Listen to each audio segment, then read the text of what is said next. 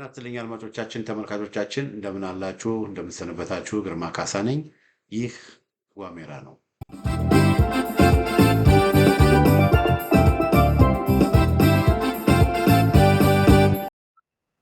በዛሬው የዋሜራ መርሃ ግብራችን የህወሓት ዓለም አቀፍ መረብ እንዴት ተዘረጋ፣ የፋኖስ ትንቅንቅ፣ የፋኖስ እንቅስቃሴ በአማራ ክልል እየተደረገ ያለው ደግሞ ትግል ለምን በዓለም አቀፍ መድረክ ለምን አይሰማም? በበቂ ሁኔታ ለምን አይሰማም? በህወሓት ጊዜ የነበረውን እናውቃለን፣ ግን የአማራ ክልል ተጋድሎ በአማራ ክልል ያለው ነገር ለምን በሌላው አካባቢ በቂ ትኩረት አያገኝም በሚለው ርዕስ እንወያያለን።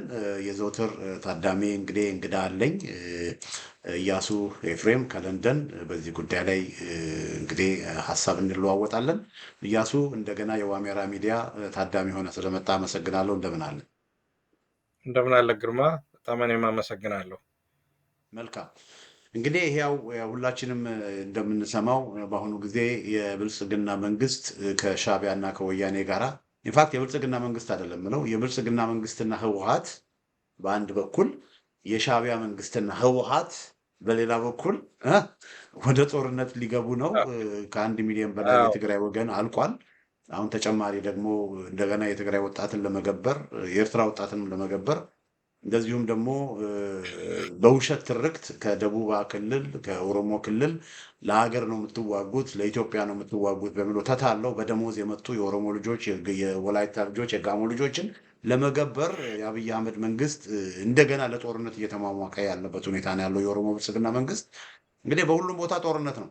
ከዚህ በፊት በሶማሌ ክልል ከአብዲሌ ጋር ጦርነት ነበር፣ ከህወሓት ጋራ ያ ሁሉ ጦርነት ነበር። ከኦነግ ጋራ ጦርነት ነበር። በአማራ ክልል ከፋኖ ጋራ ጦርነት ነበር። በሁሉ ቀጠና ጦርነት ነው። አሁን ደግሞ እንደገና ሌላ ጦርነት ወደ ጦርነት ከጦርነት አንዴ የምታስታውስ ከሆነ እያሱ ምነልመን እናለባቸው አሜሪካን መጥተው ነፍሱን ይማር አለባቸው እና አሜሪካ መጥተው ድራማ ሰርተው ነበር እና አሜሪካንን ጎብኝተው የአሜሪካንን ፎቅ አዩና በቃ በህንጣ ላይ ህንጣ እያሉ ጆክስ ያደርጉ ነበር እና እሱን እያለ ግን እኛም እንቀልድ ነበር። በቃ እና በቃ ሙቀቱ 3 ፀሐይ ነው፣ ብርዱም 3 ክረምት ነው ምናምን እያሉ ማለት ነው።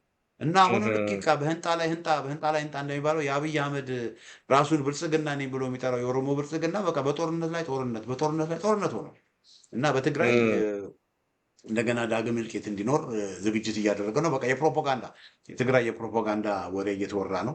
ምናልባትም ደግሞ የደቡብ አፍሪካው የአፍሪካ ህብረት ዝግጅትን ከጨረሰ በኋላ ምናልባትም ሊጀምር ይችላል፣ ጦርነት ሊጀምሩ ይችላል ተብዬ ነው ማስበው። በአንድ በኩል እነ ጻድቃን፣ እነ ሳሞራ፣ እነ ኪሪያም፣ እነ ጌታቸው ረዳ፣ እነ ክንደያ ገብረ ህይወት አንዱ የህወሓት አንጃ ማለት ነው። አንዱ የህወሓት አንጃ አብይን በለው እያሉት ነው። በቃ እነ ደብረ ጽዮንን በለው እያሉት በቃ ከነዚህን ግማሹን ቲዲኤፍ ከጎኑ አድርጎ አብይ እነ ጻድቃንን ይዞ እነ ጌታቸው ረዳን ይዞ ከነ ደብረ ጽዮን ከነ ምግበ ጋር ደግሞ ከሻዕቢያ ጋር ደግሞ ለመዋጋት እንግዲህ እየተሟሟቁ ነው እና በጣም ያሳዝናል። እውነት ለመናገር ከሆነ በጣም ያሳዝናል። የሰው ልጅ ህይወት የረከሰበት የኢትዮጵያውያን ደም ኤርትራውያንም ቢሆን ኢትዮጵያውያን ናቸው ብዬ ነው የማምነው። አብረን ፍቅር፣ አንድነት ቢኖር ትልቅ ደረጃ መድረስ የምንችል ማህበረሰብ አበሾች በዚህ ሁኔታ መቀለጃ ሆነን ስንት ወጣት እየሞተ ስንት ወጣት እያለቀ አሁንም 4 ኪሎ ያሉት ሰዎች የሰው ህይወት ልክ የትንኝና የካክሮች ህይወት የሆነ ይመስል እንደገና ለጦርነት እየተዘጋጁ መሆናቸውን ሳስብ በጣም ያሳዝናል እና በጣም ህወሓቶችም ቢሆን የተረገሙ 1 ሚሊዮን የትግራይን ህዝብ አስጨርሰው እንደገና ለጦርነት ልጆቻቸውን አሜሪካ ጻድቃን ልጁ የልጅ ልጅ አለው ውጭ ሀገር ሁሉም ልጆቻቸውን አሜሪካን ሀገር፣ አውሮፓ፣ አውስትራሊያ ልከው በድሃው የትግራይ ህዝብ ወጣት እየተጫወቱ መሆናቸውን ሳስብ በጣም ያሳዝናል። እስቲ ለማንኛውም እንዴት ታየዋለህ? ወደዚሁ ወደ ዋናው ቶፒክ ከመሄዳችን በፊት ይሄ ጦርነት የሚኖር ይመስላል? ጦርነት የሚደረግ ይመስላል?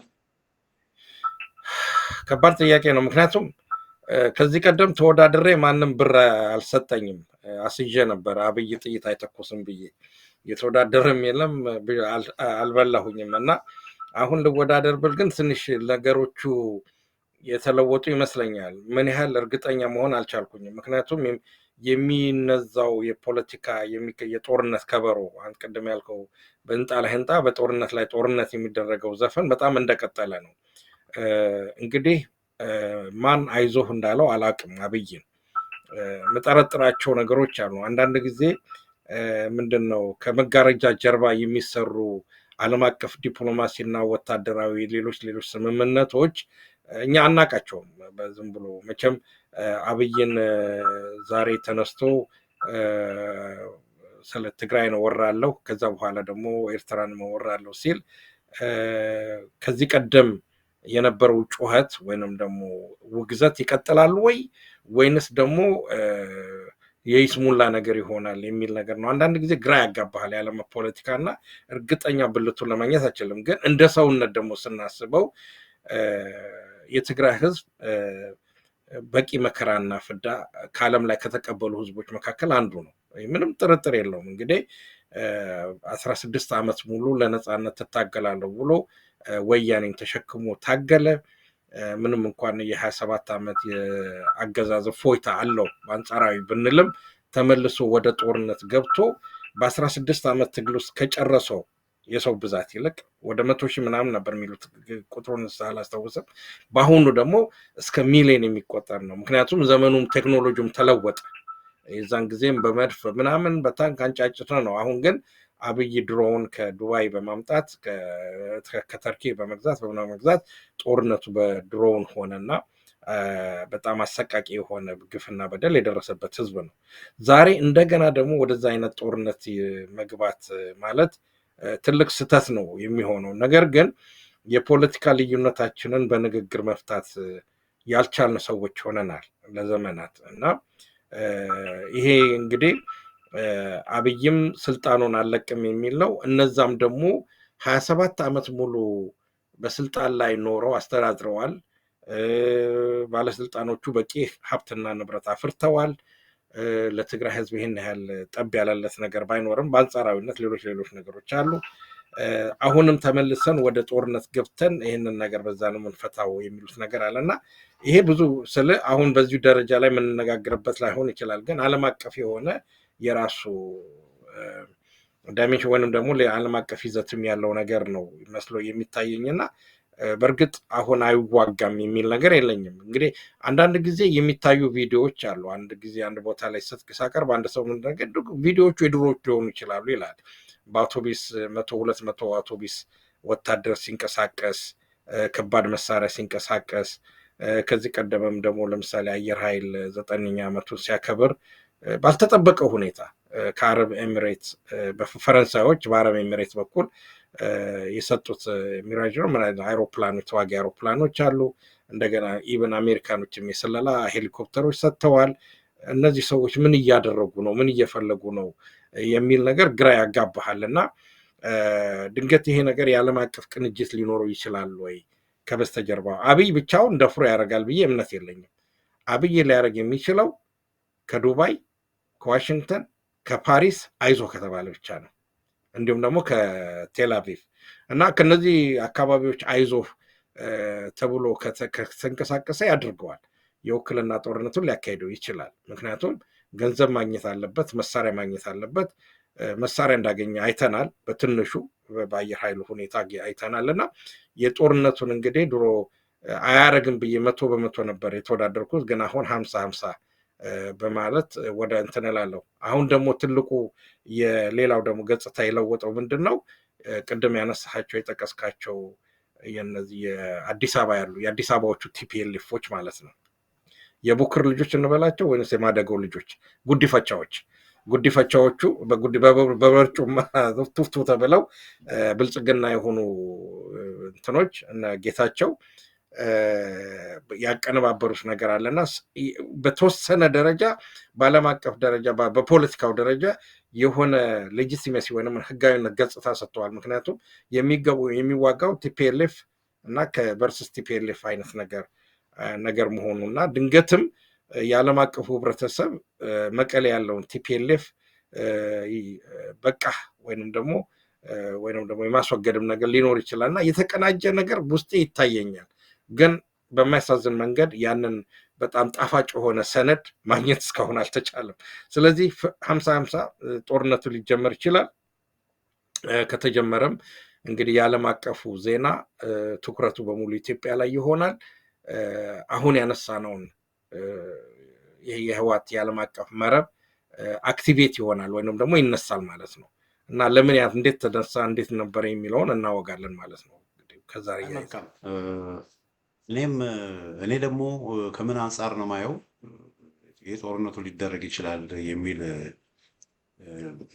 ትክክለኛ አስተሳሰብ ያለው ሰው በሳል አስተሳሰብ ያለው ሰው ለምሳሌ አንድ አርት ኦፍ ወር የሚባል መጽሐፍ የጻፈ የሚሊተሪ ጀነራል ስትራቴጂስት አለ። እሱ የሚለው ምንድን ነው? የማታሸንፈውን ጦርነት አትግጠም። እና የምታስታውስ ከሆነ ደግሞ ጊንግስ ካን የሚባል ታላቅ ጀነራል ነበረ። ከሞንጎሊያ ተነስተው ቪየና የደረሰ እነ ዩክሬንን እና ምናምን በሙሉ ያጠቃለለ በጣም ትልቅ ሚሊተሪ ካምፔን ያደረገ ቻይናን ሁሉ ግማሹን ቻይናን የተቆጣጠረ እና እነዚህ የሞንጎሊያን ኢምፓየር አንዱ ፊሎዞፊያቸው ምንድን ነው? ፕሪንሲፐላቸው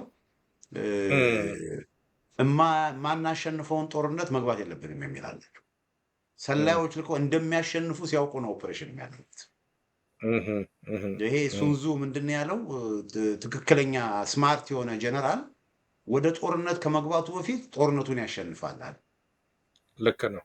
ስማርት ያልሆነ ጀነራል፣ አማተር የሆነ ደካማ ጀነራል ደግሞ ጦርነቱ ውስጥ ከገባ በኋላ ጦርነቱን ለማሸነፍ ይሞክራል።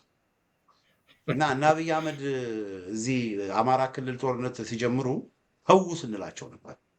አታሸንፉ፣ በ3 ወር እናጠና። ኧረ ተው፣ አልሰሙም። አሁን አማራ ክልል ጦርነት ውስጥ ገብተው ለማሸነፍ እየሞከሩ ነው። 3 ዓመት ሆናቸው። አጣብቅኝ ውስጥ ኳግማየር ውስጥ ገብተዋል።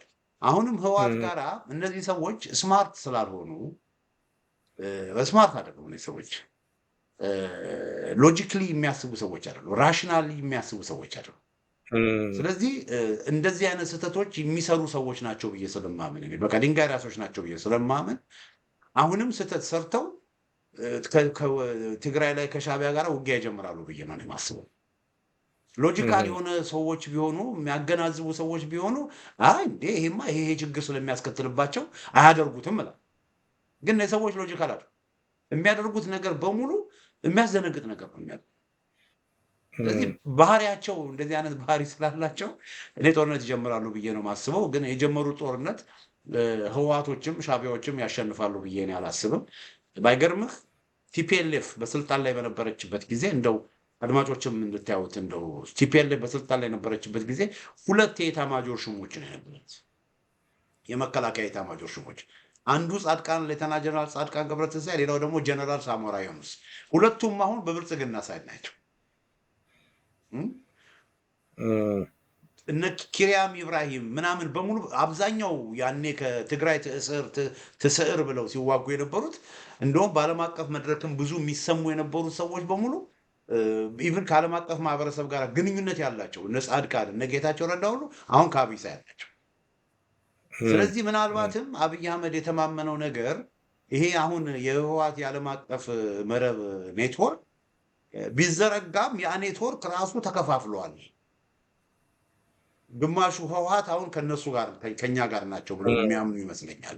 እና ያ ኔትወርክም በፊት የነበረው በጣም ኔትወርክም ኢፌክቲቭ ይሆናል የሚል ግምት ኢፌክቲቭ አይሆንም የሚል ግምት ያላቸው ይመስለኛል። እና ህወሓት ከህወሓት ስለሆነ የሚዋጋው በቀላሉ እናሸንፋለን የሚል የተሳሳተ ግምት ሊኖራቸው ይችላል ብዬ አስባለሁ። ግን የዛኑ ያህል ደግሞ ሻዕቢያንም እነ ደብረጽዮን ከሻዕቢያ ጋር ስላበሩ ሰው አይደግፋቸው ህዝብ አይደግፋቸው በሚል እናሸንፋለን የሚል መተማመን ሊኖርባቸው ይችላሉ። ግን የዛኑ ያህል ደግሞ አብይንም ደግሞ ህዝቡ እንደሚጠላ ልክ እነ ደብረጽዮን ከሻዕቢያ ጋር ግንባር በመፍጠራቸው የትግራይ ህዝብ ዲስገስትድ እንደሆነው በነ ደብረጽዮንም በነ ምግበም በነ ጌታቸው በነ ጻድቃንም በጣም ዲስገስትድ ሆኗል የትግራይ ህዝብ። ስለዚህ ሁለቱም የትግራይ ህዝብ ድጋፍ ነው ያገኙ። ስለዚህ ሁለቱም ያሸንፋሉ የሚል እምነት የለኝም። የበለጠ ጉዳት የበለጠ ጥፋት በህዝቡ ላይ ነው የሚያደርሱት የሚል እምነት ነው ያለኝ። የኔ ግምት ነው። ግን ጦርነቱን ሊጀምሩት ይችላሉ የሚል አንተ 50-50 እኔ ደግሞ 75 በመቶ ወደ ጦርነት ይገባሉ የሚል እምነት ነው ያለኝ። በጣም እያዘንኩ ነው የምናገረው፣ እምነት ነው ያለኝ። ያ እንዳይሆን ጸሎቴ ነው። ግን የሰዎቹን ድንቁርና ኢቭን የህወሓቶችንም ድንቁርና እውነቴን ነው ጭካኔ እና አብይም ጋራ እና ህወሓትም ጋራ ጭካኔ ነው ይሄ። ስንት መከራ ያየ ስንት እጅ የሌለው እግር የሌለው አይን የሌለው የትግራይ ወጣት በበዛበት ነፍ በሆነበት እንደገና ሌሎች እጃቸው እንዲቆረጥ አይናቸው እንዲጠፋ ወደሚያደርግ ጦርነት መሄድ ማለት ጭካኔ ነው እና ህወሓቶች እጅግ በጣም ጨካኞች ናቸው። ሁለቱም አንጃዎች አብይ አህመድም የኦሮሞ ብልጽግና እጅግ በጣም ጨካኞች ናቸው እና በጣም በጣም ያሳዝናል። እና ብዙ ጊዜ የምለው እኔ ለህወሓት እውነቴን ነው የምላችሁ ለህወሓቶች ጋራንቲ ሊሰጥ የሚችለው ፋኖ ብቻ ብዬ የምለው በዚህ ምክንያት ነው። ህወሓቶችም የብልጽግናም የትግራይ ህዝብ ጠላት ነው። ለትግራይ ህዝብ ዋስትና ሊሰጥ የሚችለው የትግራይ ህዝብ በሁሉም የሀገሪቷ ክፍል እንደ ሀገሩ መኖር የሚችለው እውነቴን ነው ፋኖን ቢደግፍ ነው የሚል እምነት አለኝ። ፋኖንም እንዲደግፍ በዚህ አጋጣሚ ጠይቃለሁ። እንግዲህ ይህም ብዬ ወደ እንደው ብዙ ነገር አስታወስከኝ። አሁን በዚህ ጉዳይ ላይ ለምሳሌ ጻድቃንን በተመለከተ የወጣ ሁሉ አርቲክል ነበረ። ዋን ኦፍ ዘ ቤስት ስትራቴጂስ ጀነራል ተብሎ በትግራይ ቢቢሲ ላይ የወጣው ቢቢሲ ይሁን ብቻ አርቲክሎች ላይ ቦታውን አላስታውሰውም። እና እንዲህ አይነት ነገሮች አሉ። ግን አንድ ነገር ነው ላስታውስ የምፈልገው ምንድን ነው የትግራይ ጦርነት እንዲቆም አንዱ ትልቁ ተጽዕኖ አድራጊዎች አሜሪካኖች ናቸው። ምክንያት ማለት እንዲያውም በዛ ውይይት በወቅት ላይ አሌክስ ዶዋል በዚህ ላይ እናነሳዋለን በኋላ አሌክስ ዶዋል የጻፈው አርቲክል ነበረ እና ዋናው ኮር ሀሳቡ ምንድን ነው ትግራይ እንደ እንትን የታሚል ታይገር ፎርስ ሊሆኑ ነው፣ በቃ ሊያልቁ ነው። ወይንም ደግሞ ይሄ ሱዳን የነበረው ኖ ሱዳን አይደለም ናይጄሪያ የነበረው የዲያፍራ ነው እንቅስቃሴ የነበረው በቃ ብዙ ህዝብ ያለቀበት እንደዛ ሊሆኑ ነው፣ የቀረው በጣም ጥቂት ሰዓት ነው ብሎ አርቲክል ጽፎ ነበር። አሌክስ ዶዋል በጣም ኢንፍሉዌንሻል ሰው ነው እና ያ ሁሉ ተደማምሮ እንግዲህ በአይሮፕላን በወታደር አይሮፕላን ሰብስቦ ሳውዝ አፍሪካ ወሰዳቸው አሜሪካ ነው እና የአሜሪካ እጅ ረጅም ነው እና ይህ የአሜሪካ እጅ አሁን ሲሰበሰብ ይሆናሉ። ለዚህ ነው ቅድም የአሜሪካንን ነገር ያነሳሁት እና ያው ሁለቱ የአሜሪካ ጀነራሎች ሐረር ሜዳ ላይ ተገናኝተዋል። ደብረዘይት አይወዱም ደብረዘይት ስንል ግን ደብረዘይት ነው የምወዳት፣ ቢሾፍቱም አይከፋኝም፣ ግን እዛ አካባቢ ተገናኝተዋል እና እነዚህ የፖለቲካል እንትኖች አሉ። ሌላው ደግሞ አንድ ሁለት ነገር አንተ ከነሳቸውና ትዝታ ውስጥ ከተተኝ መካከል አንደኛው የኢሳያስ ገና ጎረምሳ በነበረበት ሰዓትና ስልጣን በያዘበት ቦታ ላይ በየጎረቤት ሀገር የተነኩስ ነበር እና አንድ ቅጽል ስም ተሰጥቶት ነበር፣ ጭርስ ይላል አልወድም የሚል ነገር። ከየመን ጋር ተታኮሰ፣ ከሱዳን ጋር ተታኮሰ፣ ከጅቡቲ ጋር ተታኮሰ፣ እንደዚህ አይነት ነገር ዲስታቢላይዘር ኢንቺፍ ነው የሚባል እንደዚህ አይነት ነገር ነበረ። ግን አንድ ነገር ቁም ነገር ያነሳት ነገር ደግሞ ትንሽ ወደድኳት። ምክንያቱም አንድ ብንሆን ኖሮ አንድ የሆን ጊዜ ነገር ትልቅ ህዝቦች እንሆን ነበር ያልከው ነበር አለ እና ይሄን ያስታወሰኝ ምንድን ነው በዛን ጊዜ ባልኖርም በእድሜ ጉዳይ ነው የኢትዮጵያ የዓለም ዋንጫ ያሸነፈችበት ዘመናቶች ብዙ ጊዜ የትግራይ ልጆች የኤርትራ ልጆች ዋና ተጫዋቾች አብረው የነበሩበት ዘመን ነው እና የሁለት ጊዜው ዓለም ዋንጫ የአፍሪካ ዋንጫ አሸንፋለች። ዓለም ዋንጫ አይደለም ያልኩት የአፍሪካ ዋንጫ ሶስተኛው እና አሸንፋለች። እዛን ጊዜ ስማቸው ትንሽ ጣሊያንኛ ሚክስ የሆኑ ክልሶች ምናምኖች ነበሩና ያንን አድርገናል እና እንግዲህ አስበው እነ ደጋኑ ሊቻኑ የሚባል ነበር እና ስልህ የህዝብ አንድ ቢሆንና ለጦርነት ያወጣውን ገንዘብ ህይወት እና ጊዜ ቢጠቀምበት ድንገት በተናጥል ሲንጋፖር ብሎ ያሰቡትን ዓለም በጋራ ሲንጋፖር እናረጋት ነበር ኢትዮጵያን። ወደሚቀጥለው እንሂድ። እንደው ጨዋታን ስላነሳ ነው ትዝታ ስለቀሰቀስክ። መልካም አድማጮቻችን፣ ቅድም እያሱ ስለ ታሚል ታይገር ስለ ባያፍራ የጠቅሰው ባያፍራ ማለት የእርስ በርስ ጦርነት ነበረ እና ባያፍራ እንገንጠል የሚል ጥያቄ አንስተው የናይጄሪያ መንግስት ሙሉ ለሙሉ ከተማዋን ከበው በረሃብ ከቀጣቸው በኋላ ሙሉ ለሙሉ እዛ አካባቢ ያለውን እንቅስቃሴ በአሸናፊነት ያው የጦር ወንጀል በመፈጸም ማለት ነው በአሸናፊነት የተወጡት ነው እና በታሚልም ደግሞ እንደዚሁ የኮሎምቦ ያለው የስሪላንካ መንግስት በጣም ዲሳይሲቭ የሆነ ጦርነት በመፈጸም ሙሉ ለሙሉ የታሚል ታይገር ሚሊሻዎችን አሸንፎ በቃ አካባቢውን ማረጋጋት የቻለበት ነው በአሸናፊነት ማለት ነው እና በተመሳሳይ ሁኔታ ህወሓቶችም እንደዚሁ ኡጁሉ ነበር የሚባለው የቢያፍራው ሰውዬ መሪ ኡጁሉ ነበር የሚባለው። እና የዛን ኦኬ ጊዜ የናይጄሪያ ጦር ደግሞ አዛዥ የነበረው ኮሎኔል የነበረው የደቡብ አፍሪካውን ስምምነት ያስማማው ኦባሳንጆ ነበር ነበር። ኦኬ አዎ ልክ ነህ። ነበረ እና ኦባሳንጆ ነው ቢያፍራን ከቦ እነ ኡጁሉ በአውሮፕላን ወደ አቢጃን ኮትዲቯር እንዲሄዱ በማድረግ እዛ አካባቢ ሙሉ ለሙሉ የባያፍራው ጦር እንዲሸነፍ የተደረገው በዛ ምክንያት ነው።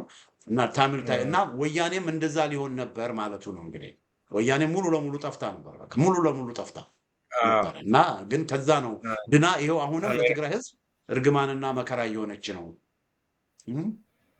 እሺ እያሱ እንግዲህ ወደ ዋናው አጀንዳችን እንምጣና እንደምታውቀው ያው የፋኖ እንቅስቃሴ በጣም ከፍተኛ ውጊያዎች ነው በአማራ ክልል የሚደረጉት። ያው በደብረ ታቦር እንኳን 16 ድሮኖች በ24 ሰዓት ባልሞላ ጊዜ ውስጥ ተተኩሰዋል። ከፍተኛ ትንቅንቅ ነው እየተደረገ ያለው።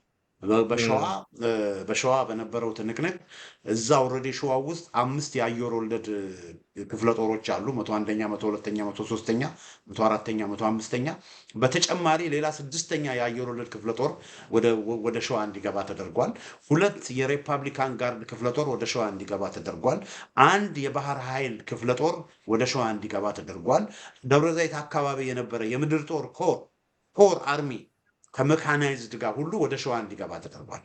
እና ኤክስትሪም ኢንቴንስ የሆነ በድሮን የታገዘ በዙ 23 የታገዘ በከባባድ መሳሪያዎች የታገዘ በጣም ከፍተኛ ጦርነት የተደረገው እና ራሱ ምንጃር አካባቢ ራሱ ወደ 17 ጊዜ ከ17 ጊዜ በላይ በድሮን በሄሊኮፕተር አየር ወለዶችን ኮማንዶዎችን ሁሉ እስከ ማውረድ የተደረሰበት ሁኔታ ነው ያለው። እንደዚህ አይነት ጦርነት ተደርጎ እንደዚህ አይነት ኢንቴንስ የሆነ ተደርጎ በአማራ ክልልም እንደምታውቀው ኦልሞስት 95 በመቶ የሚሆነውን የደቡብ ጎንደር ዞንን ራሱ ፋኖቹ ስዊፕ አድርገው የዓለም አቀፍ ሚዲያ ግን ምንም የሚያወራው ነገር የለም። አንድ ማርቲን ፕላውት የሚባል የውጭ ፐንዲት አይ ቲንክ የአማራ ክልል ፖለቲካ በቅርበት ይከታተላል።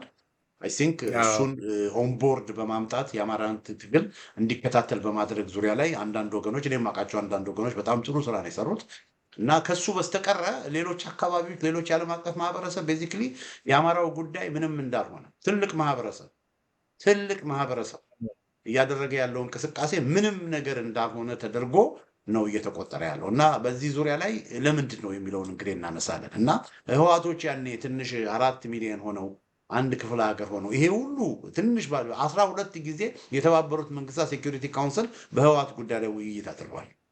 12 ጊዜ የአሜሪካ ሴክሬታሪ ኦፍ ስቴት ማነው አንቶኒ ብሊንከን ብዙ ጊዜ ወጥቶ ስለ ህወሓት ብዙ ጊዜ ተናግረዋል። የአውሮፓ የውጭ ጉዳይ ሰዎች ብዙ ጊዜ ስለ ህወሓት ወጥቶ ብዙ ጊዜ ተናግረዋል።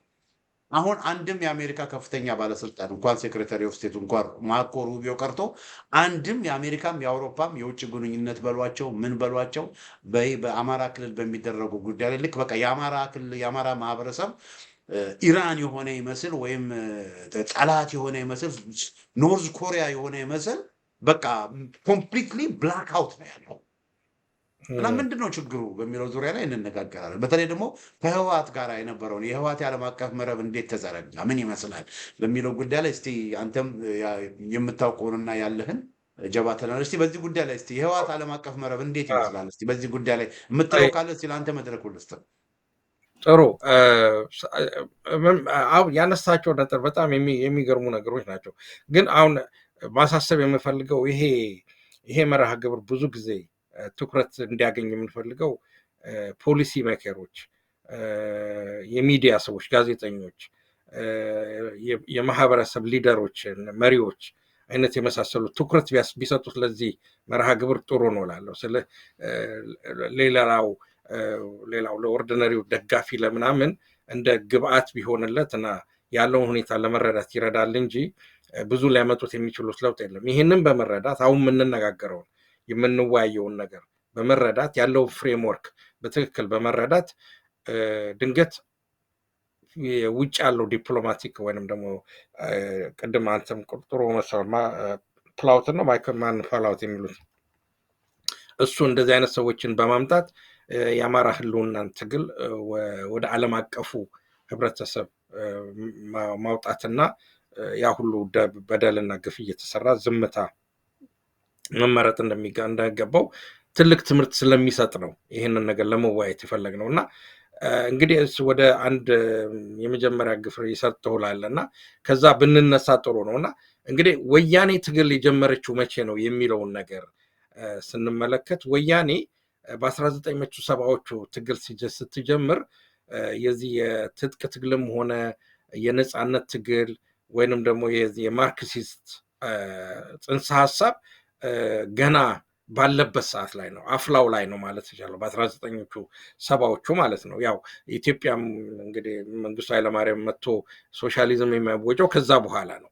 እና እነሱ ትጥቅ ትግል ሲጀምሩ አሁን ነገሩን ትክክል ለመረዳት ቲፒኤልኤፍ ግንኙነቱ ከሻቢያ፣ የሻቢያ እንቅስቃሴ ግንኙነቱ ከፍልስጤም ነፃ አውጪ ድርጅቶች የመሳሰሉት፣ ከዛ ቀደም ደግሞ ማርክሲስት ከነበሩ እንቅስቃሴዎች ከአልጄሪያ መካ ኦፍ ሪቮሉሽነሪ ነው የምትባለው መሰለኝ አልጄሪያ እና አብዮተኞች በሙሉ ወደዛ የሚሄዱበትና ብዙ የትግል ስልት።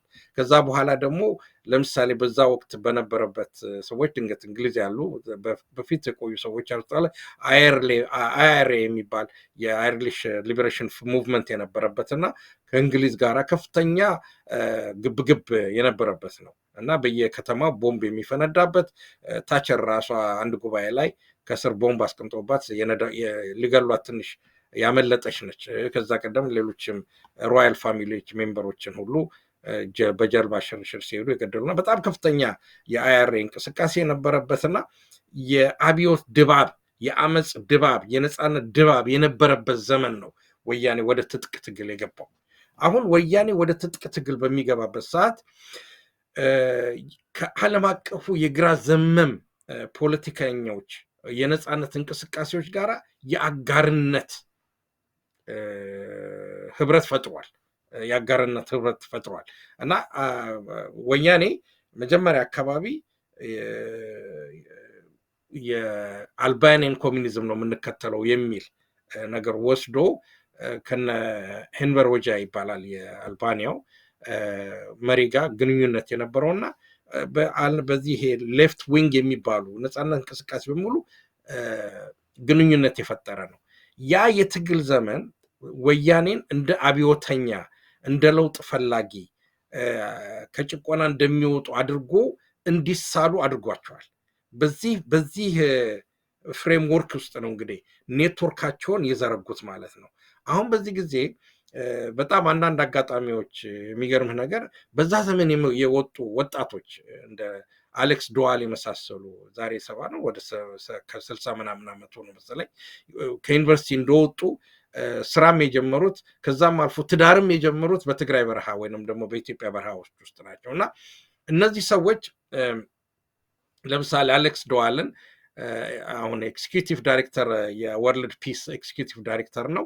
በልጅነቱ ጀምሮ ከቲፒኤልኤፍ ጋር እየተዋወቀ ነው እና የቲፒኤልኤፍ ቀኝ እጅ ነው፣ አሁንም ቢሆን ቀኝ እጅ ነው። እና ወርልድ ፒስ በ1906 ይሁን በ19 ምናምን በአሜሪካ ሀገር የተመሰረተ ኤንጂኦ ነው። የዛ ዳይሬክተር መሆን ቀላል ነገር አይደለም። እንግዲህ ከ100 ዓመት በላይ ያለ ድርጅት ነው እና በእንደዚህ አይነት ነገሮች ወደኋላ ብትመልስልኝ እንደ ኔትወርክ እንትኑን ለማሳየት ወደ መጀመሪያው ብትመልስልኝ፣ ለምሳሌ አሁን ቲፒኤልኤፍን መሀል በምናስቀምጠው የመጀመሪያው አረንጓዴ ለምሳሌ የኢሮፒያን ሌፍት ፖለቲኮች እንቅስቃሴ ውስጥ ኔትወርክ መፍጠር ይመስል ነው፣ ሶሊዳሪቲ መፍጠር በአፍሪካም ሆነ በላቲን አሜሪካም ሆነ ከዛ በዩኒቨርሲቲዎች አካዳሚክ በሆኑ ሰዎች ውስጥ ነው። አሁን ከዛ በኋላ ጋዜጠኞች፣ ከዛ ደግሞ በማህበራዊ ህይወት በምንለው ከጋብቻ ጀምሮ በፍቅር በምን በመተሳሰር ከዛ በኋላ ደግሞ የበጎ አድራጎት ድርጅት የምንላቸው የኤንጂኦ ኔትወርክ የመፍጠር ነው እና እነዚህ ነገሮች ከፍተኛ። አሁን እዚህ ላይ ልብ ልትሉት የምትፈልጉት ቲፒኤልኤፍ በዛ ሰዓት ነፃ አውጪ ተብሎ ነው። ከማንም ያወጣው ነፃ ከመንግስቱ ኃይለማርያም ከዛ ደግሞ የአማራ ከሚሉት ጨቋኝ ህብረተሰብ ነው እና ከዛ ጊዜ ጀምሮ አማራ የተሳለበት ነገር አለ። ያ ደግሞ የንጉሱ አይነት ነገር ስለነበረ አማራ ጨቋኝ ነው የሚል ትርክት ስላለበት አሁን በዌስተርኑ እነዚህ ዓለም አቀፉ በተለይ በምዕራቡ ዓለም አቀፍ ግራ ዘመም እንቅስቃሴ ውስጥ ወይንም ደግሞ አሁንም ደግሞ ለየት ብሎ ወደ ለዘብተኛ ወይንም ሊበራል በምናለው እንቅስቃሴ ውስጥ ያለው የስነ ልቦናው ድምታው ምንድነው? ቲፒኤልኤፍ ነፃ አውጪ አብዮተኛ ከዚህ ቀደም ደርግን የሚያክል እንግዲህ ደርግ ደግሞ የሚዋጋው ታውቃለህ። ደርግ ደግሞ ሲዋጋ አሜሪካኖችም የሚደግፉበት የራሳቸው ምክንያት አለው። ሶቪየቶችን ለመምታት ከአሜሪካ ደርግን መምታት ነበረባቸው። ሳተላይት መንግስት የሚባሉትን እነዚህ ነገሮች በሙሉ ለቲፒኤልኤፍ የዓለም አቀፍ መረብ መመስረት መሰረት የጣሉ ናቸው። ይሄ ነው መሰረቱ። በቃ ከዛ ጊዜ ጀምሮ ነው። ይህን እንግዲህ ስናወራ 27 ዓመት በስልጣን 30 ዓመት ከዛ 16 ዓመት ቲፒኤልኤፍ ከተፈጠረበት ጀምሮ ወደ 50 ዓመት የተሰራበት ጉዳይ ነው። አሁን እስቲ ወደሚቀጥለው ስላይድ ስትገባ እንግዲህ አሌክስ ዶዋልን አግኝተናል። አሁን ለምሳሌ ከዛ ውስጥ ለምሳሌ የዚህ ቦብ ጊልዶፍ ለምሳሌ ቦብ ጊልዶፍ አሁን በጣም የታወቀ ሰር ነው የሚባለው በዚህ ሀገር በአንድ ወቅት በዚህ በኮረም ረሃብ ምክንያት ከፍተኛ ገንዘብ ያሰባሰበ ሙዚቀኛ ዱዛይኖ ክሪስማስ የሚል ክሪስማስ መሆኑን ያውቁታል ወይ የሚል ዘፈን ከያኔዎቹን ሁሉ ሰብስቦ በዓለም ላይ ካዘመረ በኋላ ብዙ ገንዘብ ይዞ ለቲፒኤልኤፍ የሰጠ ነው እና ብዙ ወቀሳ ደርሶበታል። በእንግሊዝ ሀገር በቢቢሲ ብዙ ዶክመንተሪ ተሰርቶበታል። ቲፒኤልኤፎችም ይላሉ ምክንያቱም ከስር ትንሽ ስንዴ ያስቀምጠው ከላይ ከኋላ ግን አሸዋ ከምረው ይህን ሁሉ ገዝተን የምንሰጥበት ነው ብሎ ብሩን ወስደው መሳሪያ ገዝተውበት እንደነበረ የታወቀው ጉዳይ ነው። እነዚህ አይነት ሰዎች እንደ ጊልዶፍ የመሳሰሉ እንደ አሌክስ ዶዋል የመሳሰሉ ሰዎች የቲፒኤልኤፍን የዓለም አቀፍ መረብ የዘረጉና ያጠናከሩ ናቸው። እንግዲህ አስቡት ሙዚቃ ምን ያህል ተጽዕኖ እንዳለው እና እንዲህ አይነት ነገር ነው። እንዲያውም አንድ ጨዋታ ሻለቃ ዳዊት ብዙ ጊዜ የሚያነሱት ነገር አለ። ቦብ ጊልዶፍ መሰለኝ እዛ ሄዶ የክሪስማስ ዕለት ነው ደርሶ መሰለኝ አገንተውት በሉ ውሰዱት ላሊበላ ብለው ክሪስማስ እንዴት በኢትዮጵያ ውስጥ እንደሚከበር አስተማርኩት ብለው ይናገራሉ። እና እነዚህ ሰዎች የዓለም አቀፉን መረብ የዘረጉ ናቸው። ስለዚህ በትግራይ ላይ የሆነች ነገር ተንኮስ ስትል ወይም የሆነ ነገር ስትፈጠር ይህ ዓለም አቀፍ መረብ በቃ ይቀጣጠላል፣ ይነሳል ማለት ነው። እንደ ችቦ ነው የሚነሳው አንድ ጊዜ። ምክንያቱም አሁን ያ ነገር አሁን ወደ ሶስተኛው ስንመጣ ደግሞ በሰፊው እንሄድበታለን። የሶስተኛው ብታመጣለኝ የስልጣን ዘመን ቲፒኤልኤፍ በስልጣን ዘመኑ በነበረበት ዘመን የነበረው ነው እና ቲፒኤልኤፍ እነ መለስ ዜናዊ ብዙዎቻችን ማናቃቸው ለምሳሌ እንደ ጄፍሪ አርቸር ነው ማንም የሚባሉት ኢኮኖሚስት የመሳሰሉ ትላልቅ ሰዎችን እንደ አማካሪነት በመውሰድ አሁን ለምሳሌ ይሄኛው ስሙንም ቶን ቮይል አይ ቲንክ ኖርዌይ ነው መሰለኝ ኖርዌይጃን ነው የዩኒቨርሲቲ ፕሮፌሰር ነው። በዚህ በአካባቢው ብዙ መጽሐፍቶችን ጽፏል፣ ብዙ ሪሰርቾችን ያደርጋል። እንግዲህ የዓለም አቀፉ ህብረተሰብ የተባበሩት መንግስታትን በለው መንግስታቶችንም በለው ኤንጂኦን በለው ማናቸውም ሰዎች ስለ ኢትዮጵያ በሚጠይቁበት ሰዓት ስለ ቲፒኤልኤፍ በሚጠይቁበት ሰዓት እነዚህ ሰዎች ነው የሚጠይቁት። የእነዚህ ሰዎች ጽሁፍ ግብአት ፖሊሲያቸውን እንትን የሚል ነው እና ስልጣን በነበረበት ሰዓት ከበፊት የነበረውን በማጠናከር ማለት ነው በፊት የነበረውን በማጠናከር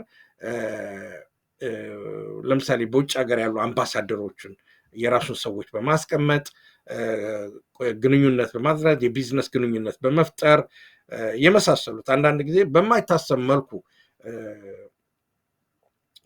በተለይ ከአይሪሾች ጋር በተለይ ለምሳሌ አሁን ኖርዘርን አይላንድ ድሮኛ ኤምባሲም አልነበረንም የአይሪሽ ውስጥና አይሪሽ ከፍተኛ ኤምባሲ የነበረው ነው እና ዋናው ፐርፐዙ የመረቡ ዋና መገናኛ ስለነበረ ነው አይሪሾች ማለት ነው እና በዚህ አይነት ሁኔታ የዳበረ ሁኔታ ነው እና በማናቸውም ሰዓት ለምሳሌ አይሪሾች በአሜሪካ ሀገር የራሳቸው ተጽዕኖ አላቸው። በዛ ላይ ደግሞ ይሄ ቲንክ ታንክ የሚባሉት ወይም ደግሞ ተመራማሪዎች ወይም ደግሞ አስተዋዮች ሰዎች አሉ። እነዚህ በሙሉ አብረው ተያይዘው የሚሰሩ ናቸው።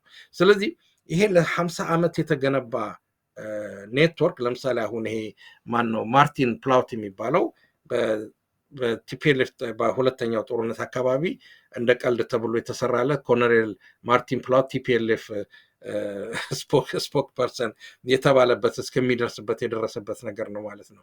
እነዚህ ለናሙና የቀረቡ ሰዎች ናቸው እና ጥናትን በትክክል ያደረግንባቸው አይመስለኝም። እና ብዙ ጊዜ ሰዎች ለምንድን ነው የዓለም አቀፉ ህብረተሰብ አንድ ጊዜ ወደ ትግራይ ላይ ሲነሳ አንድ ይጮሃል፣ ሲኤንኤኑ ምኑ ይጮሃል።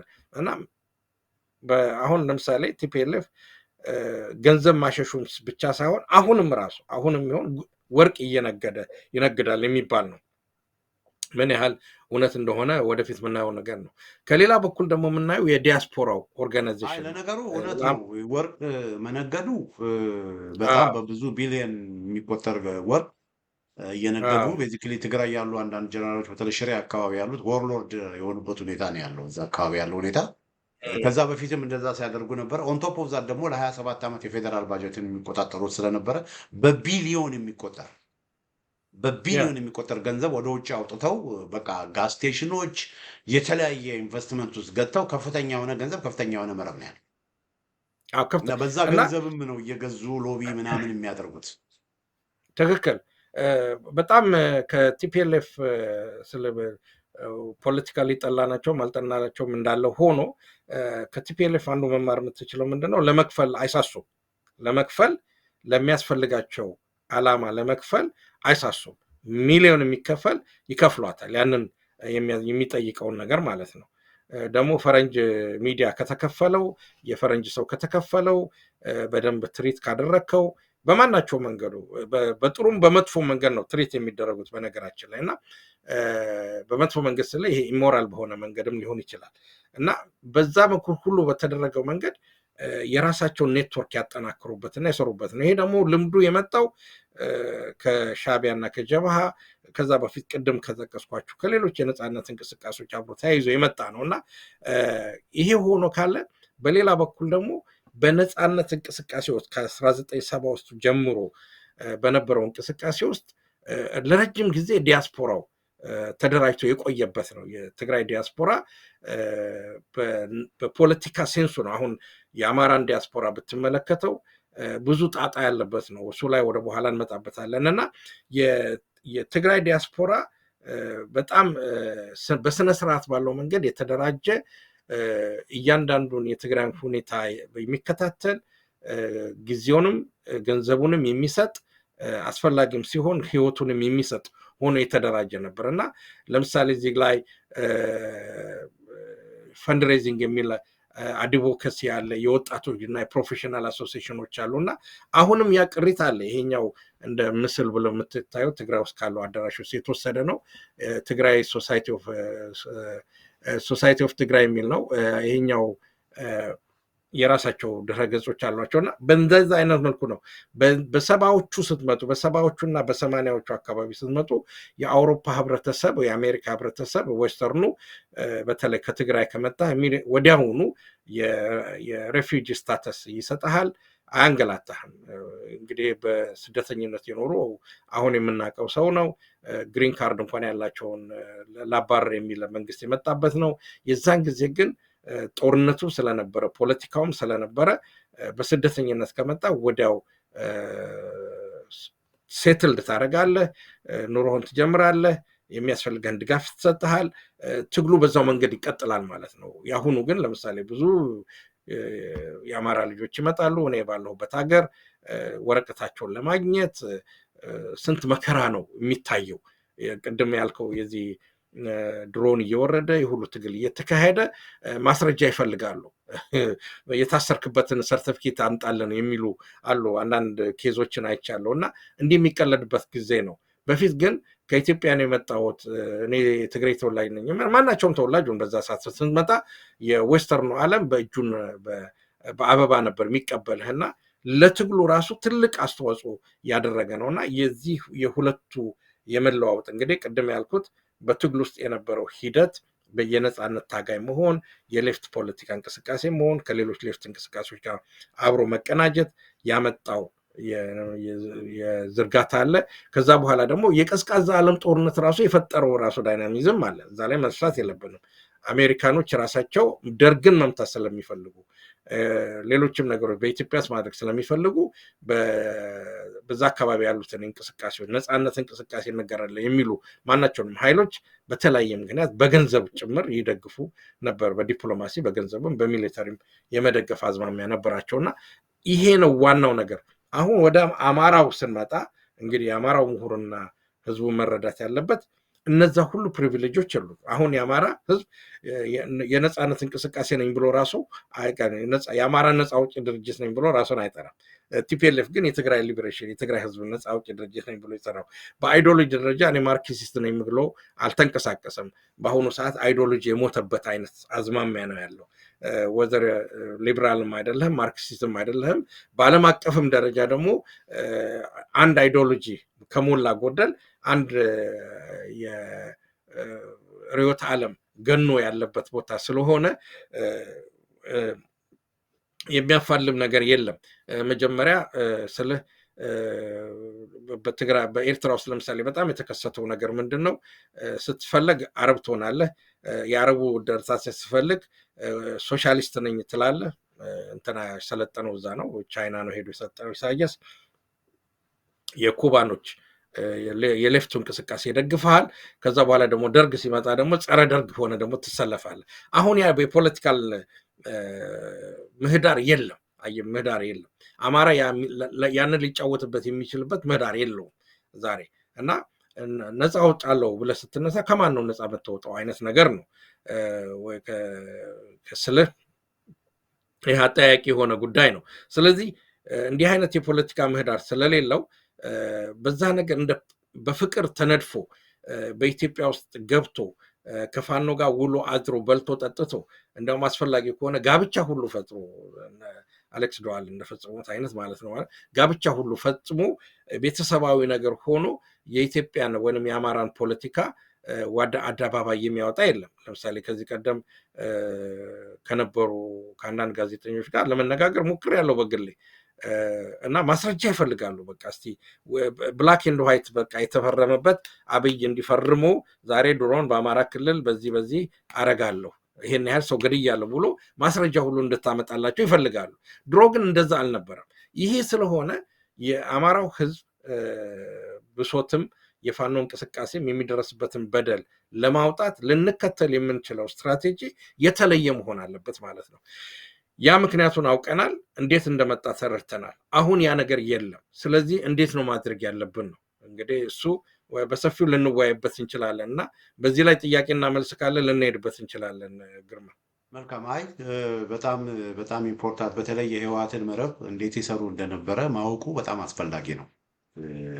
ከእነሱ ጋር የፖለቲካ ልዩነት ቢኖረንም የህወሓት ደጋፊዎች እንዴት አድርገው ከህወሓት ጋር ጎን ሆነው የህወሓት ዓለም አቀፍ ቪክተሪ እንዲያገኝ በዓለም አቀፍ መድረክ አብዛኛው የዓለም አቀፍ ማህበረሰብ የዓለም አቀፍ ሀገሮች እና አሜሪካ ሌሎችም ከህወሓት ሳይድ እንዲሆኑ ያደረጉበት ስራ ስለሰሩ ነው። ከመሬት ተነስቷል። ትልቅ ስራ ስለሰሩ ነው። እኔ አንድ ማስታውሰው ምንድን ነው፣ አንዴ በህወሓት ጦርነት ጊዜ ያኔ ረዳት ፕሮፌሰር ኤፍሬም ይስሐቅ የጠሩት አንድ ስብሰባ ነበር። የቀድሞ የአሜሪካ የአውሮፓና የአሜሪካ በኢትዮጵያ አምባሳደሮችን እነ ቪኪ ሃደርሰን እነ ያማማቶን እነ ቲቦናቺን ምናምን የመሳሰሉትን እና ደግሞ ሚስተር ክላርክ የሚባል አለ አይደለ የአውሮፓ ዩኒየን የነበረው እነሱን የደረገ አንድ ኮንፈረንስ ጠርተው አድርገው ነበረ። ልታስታውስ ከሆነ በህወሓት ጦርነት ጊዜ ማለት ነው። ረዳት ፕሮፌሰር ኤፍሬም እና የዛን ጊዜ እኔ ያንን በማይበት ጊዜ ስሰማ ብርሃነ ክርስቶስ ነበር እዛ ይቀር ወደ 3 ሰዓት የፈጀ ውይይት ነው። ዶክተር ኢሌኒም ነበረች እዛ ላይ እና ብርሃነ ክርስቶስ ሲናገር አብዛኛው የተናገረው ነገር በጣም ውሸት ነው እና ግን በቃ ለስላሳ በሆነ መንገድ እየተናገረ በቃ እነዚህን ኢንፍሉዌንሻል የሆኑ በአውሮፓና በአሜሪካ በእኛ ሳይድ ሊሆኑ የሚችሉ ኢንፍሉዌንሻል የሆኑ ሰዎችን በህወሓት ሳይድ አድርጓቸው ነበር።